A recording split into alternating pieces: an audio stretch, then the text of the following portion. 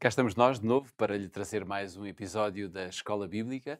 É sempre muito bom podermos voltar à sua presença e passarmos alguns minutos consigo, abrindo a palavra de Deus e percebendo claramente o que Deus deixou para nós através daquilo que foi escrito, quer por Paulo, por Pedro, por todos os outros apóstolos, pelos profetas, enfim, não importa, aquilo que nós temos como Bíblia para podermos compreender verdadeiramente o plano de Deus para a humanidade e, em casos particulares, para mim, para si, para todos aqueles que nos ouvem e nos veem. A Escola Bíblica está no Hope Channel Portugal, em optv.pt e também na rádio rcs.pt. Se não puder usar, por alguma razão, algum destes órgãos de comunicação, já sabe, nós também estamos nas redes sociais Facebook, quer da rádio, quer do Hope TV. Já pode encontrar-nos facilmente e poderá estar connosco diariamente através da Escola Bíblica.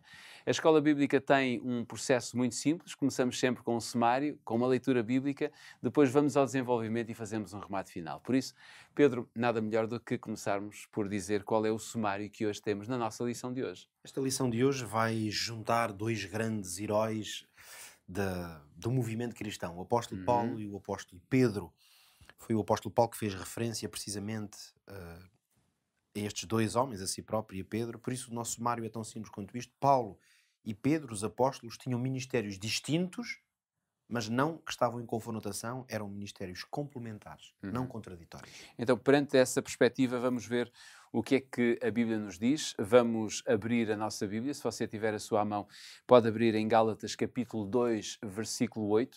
Se não tiver, siga connosco a leitura a partir do nosso quadro, que diz o seguinte: porque aquele que operou a favor de Pedro para o apostolado da circuncisão, operou também a meu favor para com os gentios.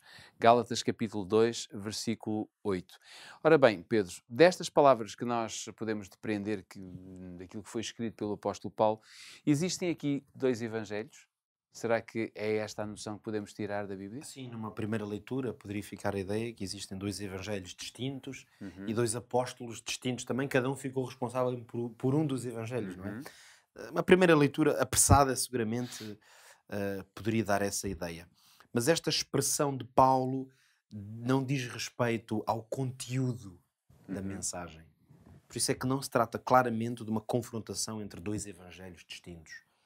Esta expressão de Paulo, aqui ele vai usar o apostolado da circuncisão, que vai aplicar a Pedro esta expressão, e a ele próprio, Paulo, vai aplicar o termo, o apostolado para com os gentios. Nós percebemos que se trata, na verdade, de o método de transmitir o Evangelho. Portanto, ao analisarmos aqui estes diferentes pontos, o primeiro deles é claramente que não existem, esta frase não pressupõe a existência de duas mensagens distintas, Nem dois homens separados. nem dois homens que trabalham de costas voltadas, em duas linhas de trabalho diferentes.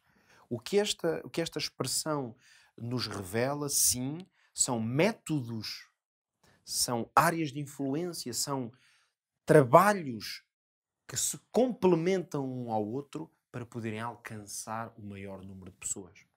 Portanto, mais uma vez, já algumas vezes dissemos aqui que não há dúvida que no movimento cristão a missão é a essência da razão pela qual este movimento está organizado. No entanto, há diversidade.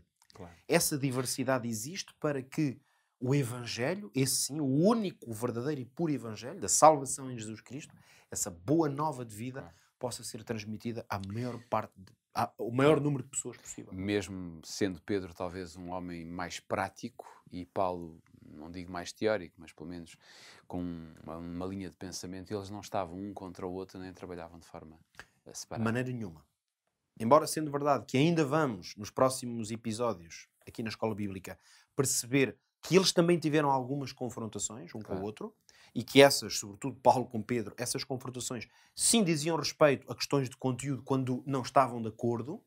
No entanto, em termos do objetivo e da missão, eles estavam perfeitamente unidos. Esta frase, aliás, no contexto global do ensino da Bíblia, podemos dizer que não é uma frase que demonstra diversidade ou contrariedade, pelo contrário. Porquê? Porque Paulo assume várias vezes ao longo das várias cartas que o ministério que ele recebeu da parte de Deus foi um mandato claro para trabalhar com os gentios. Claro. Ou seja, com aqueles que, não fazendo parte da herança judaica, estavam dispersos dos mais variados povos e línguas, e ele percebeu claramente, porque Jesus lhe o revelou, desde o seu chamado, que essa era a função, era o ministério, era o apostolado que ele devia executar, com um objetivo: levar Cristo a esses lugares, a essas pessoas. Quando ele se refere a Pedro como o apostolado da circuncisão, o que ele está a expressar é precisamente que o apóstolo Pedro também recebeu um mandato claro da parte de Deus e que ele deve ser fiel a esse mandato. Talvez aqui cruza na minha mente a ideia das palavras de Cristo quando dizia a Pedro: apascenta as minhas ovelhas. Ele recebeu da parte de Deus um mandato também, e é o próprio apóstolo Paulo que reconhece que, prioritariamente, esse apostolado especial que ele recebeu dizia respeito aos da circuncisão, que é como quem diz, Claro. aos judeus. Sim, até porque tanto Paulo como Pedro receberam uma missão muito específica de pregar aos gentios, não é? Abrindo o leque não apenas aos judeus, mas aos gentios, sendo que não se podia esquecer a sua nação, não é? Portanto, nenhum deles poderia ficar de fora. Assim, considerando nós estes como talvez os dois mais fortes líderes da Igreja nos seus primeiros anos, Pedro acabou por se focar neste ministério e o apóstolo Paulo focando-se no Mais ministério fora. aos gentios. Isto Exatamente. mostra-nos uma coisa que eu acho que é muito interessante, mesmo hoje na nossa reflexão, a partir do que aprendemos nas Escrituras, é que na estratégia, na missão evangélica, a missão de proclamar o Evangelho, há lugar para racionalidade, Claro. para estratégia, para analisar quais são os métodos mais eficazes para atingir os fins. E isso vê-se perfeitamente quando o próprio apóstolo Paulo reconhecia, e seguramente que ele dizia isto, e se calhar até conversou com Pedro sobre isto, eles terão delineado esta estratégia, perceberam que Deus os chamou dentro destes objetivos e estavam unidos nessa estratégia. Portanto, Claro. o que podemos dizer é que quando se trata de proclamar o Evangelho, é uma coisa tão solene, com implicações tão eternas e relevantes, que não basta dizer algo do género: bom, basta fazer qualquer coisa, desde que a gente faça qualquer coisa, pela fé, Deus há de cuidar dos resultados. É verdade que nós avançamos pela fé, mas há lugar à organização. Há lugar à reflexão sobre qual é a melhor maneira de fazer o trabalho. Repara, numa linguagem mais moderna, nós diríamos que aplicando a lição que nós encontramos neste texto, nós percebemos que os recursos humanos têm que se ter em conta. Claro. Isto, no fundo, é uma área de recursos humanos.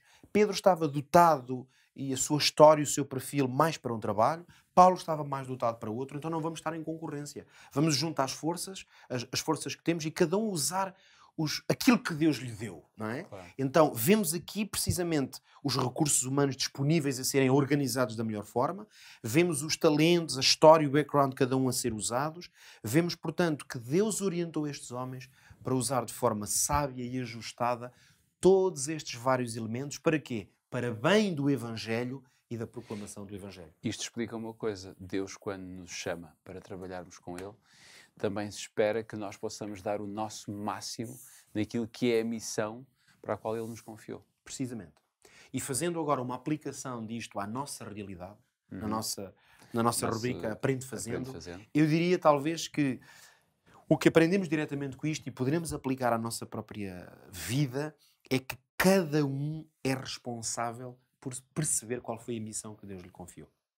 E depois, quando percebemos isso, unir esforços àqueles que estão à nossa volta. O chamado que Deus nos faz é para cumprirmos fielmente o propósito que Deus tem para a nossa vida. E ninguém queira ficar fora desse propósito. Não é porque vai ser castigado, é porque nós nunca seremos tão felizes e tão realizados a não ser cumprir o propósito para o qual Deus nos chamou. Se ainda não encontrou o seu, encontre-o, peça a Deus que o inspire, mas seja um apóstolo, um proclamador do Evangelho, da maneira e no lugar onde Deus o chamar a fazê-lo.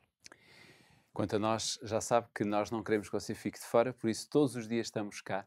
quer pelo UOP TV, quer também pela Rádio RCS, para que você seja integrado nesta escola bíblica e assim podermos todos juntos, uns de um lado, outros do outro, podermos estudar a palavra de Deus.